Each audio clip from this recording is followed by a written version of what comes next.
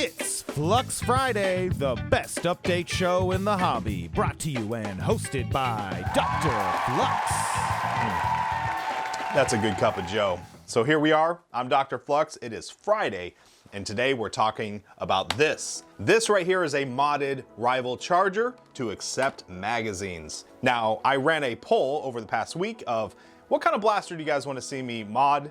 And I had a couple options on there, and I had a couple various things that you could vote on, and everyone wanted to see this. So I'm basically gonna go over what went into making this thing. If you're not familiar with the Rival Charger, it was a blaster that came out about, I think we're going on 2 years now. And when it came out, a lot of people were extremely excited because it looked like a P90. It was the Nerf P90. It shot Rival, which you can see here, but it didn't have a magazine. It had like an internal deal where you put it back, put all the balls in, slap it forward, and then fire one shot at a time. It's semi-automatic flywheeler. This right here is a full auto mag accepting flywheel blaster, and listen to this thing rip. That was it. That's the mag. It is so fast, like it's just nuts. I think part of it is you do have a little wheel that spins that basically feeds the balls right through there. If you're familiar with the Adidart's Jupiter, it's a very similar principle. In fact, it runs off the same little motor and the same similar type of wheel. Inside here, we have Fetwurst wheels. Might as well get it out of the way now. This video is sponsored by Fetwurst. Here is a quick commercial break. Are you a huge fan of Rival flywheel blasters? Do you want to take your Nemesis or Percy's up to the next level? If you answered yes to any of these questions, then WurstWerfer has a product for you. These custom CNC precision milled wheels are cut from Delrin, which is basically like adamantium in the Nerf hobby. Pick up your next set of Rival flywheels today using the link in the description. Let's get right back to the show. So thank you so much for sending these wheels. I absolutely love them. They are beautiful. They're precision milled, like I said, and they are performing amazingly in this blaster. So I was able to get some chronograph readings off this. I was blown away. Essentially, those shots that you see, the first one is hitting around 125 FPS. After that, the shots that proceed afterwards are still hitting 100. This thing is just flying through this entire mag at 100 FPS per shot. Now, to put that into perspective with normal Rival, the first shot on a normal Rival full auto blaster will probably be around maybe 100, but most likely around 95 or so. And then after that, it starts to drop off. And if that's if you're actually running this thing on 3S, which by the way, this thing is rewired for 3S.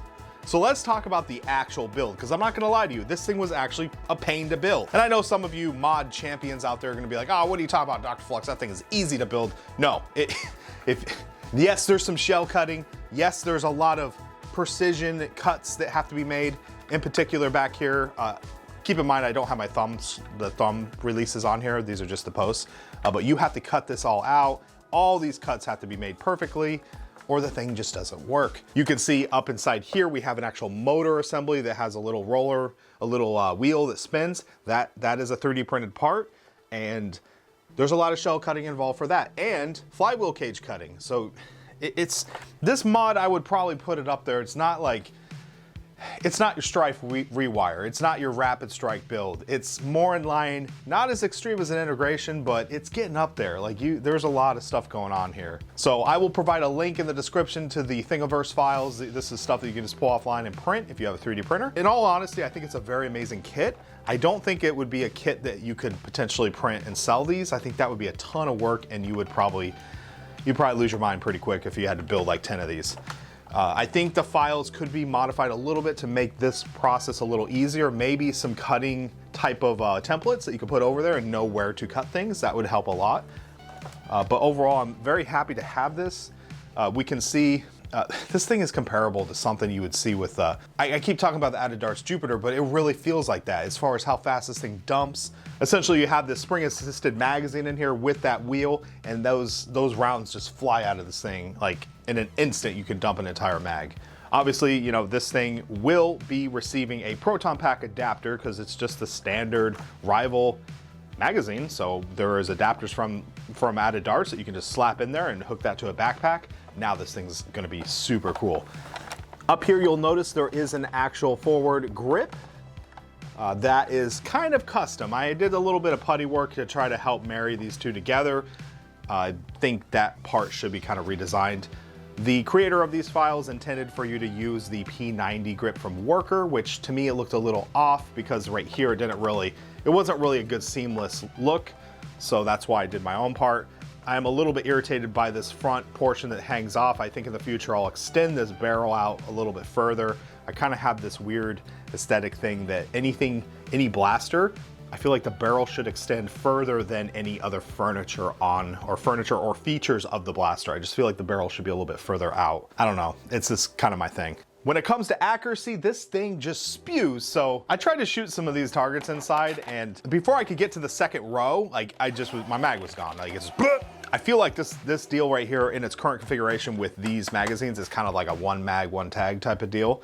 But with a Proton Pack, I can see this thing being very satisfying. There is another thing that you can kind of do is basically put a pulse, a PWM on here with the actual motor, and we could adjust how fast it fires. So that is something you could do if you want to kind of take it down a notch, because maybe you don't want to fire 30 balls at one target. Overall though, I'm very impressed with how this turned out. This is a very enjoyable project. I highly recommend it. Mine is actually still not done. I still got some tweaking. I got a little bit, and I have not put these back thumb. There's these little things that basically make this not a stick, and there's like the little thumb holders. I've not put them on because I'm still adjusting how this magazine works. Some of the tolerances I'm not 100% with. And there's also a spring that helps eject it out, like it shoots it out. So I'm still kind of working those, tweaking that a little bit. Over the past week, I've really been focusing on the electrical, because when you close this blaster up, it was putting pressure on various spots, and I had to, like, you know, move stuff around. I had to mess with switches and stuff. So I was really concerned about the functionality, that this all worked, and then I was going to focus on this. So this is not 100% finished. I also want to say a disclaimer, since we have Fetwurst wheels in here, you will have to cut out a lot of material in there because the wheels stick up a little further than the stock Rival wheels. So I actually had to glue this door right here. This door does not work anymore, and I had to take out all that other assembly in there to give room for those wheels. So that's what I did. I know it's not ideal to lose your jam door access, but you know, I was really trying to get this thing to be a functioning blaster for this video. I might go back and revisit some of this stuff, but that's what we got. We got an awesome Rival Charger 3S that takes magazine. So good. So in conclusion, let me know in the comment section, do you love the build? Should I do more of it? Also, I'm curious if having a forum in which you vote for what I work on for Flux Friday, do you think that will be a good idea?